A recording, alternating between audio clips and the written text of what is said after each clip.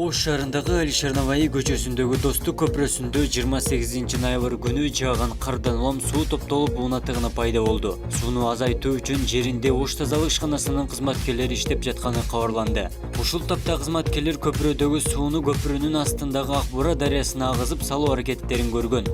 Учурда аталган көпүрө аркылуу Абсамат Масалиев жана Ленин көчөлөрүнө чыгуучу жолдо уунатыгына жаралды. Ош тазалык ишканасынын кызматкерлеринин айтымында көпүрөгө коюлган суу түтүктөрүнүн көлөмү кичине болгондуктан суу дарыяга түшпөй көпүрөгө топтолгон. Эске салсак, Ошто бул эстакадалык көпүрө 2015 жылы колдонууга берилген. Көпүрөнүн узундугу 265 метр, автомобиль кыймылы 4 тилке менен жүрөт.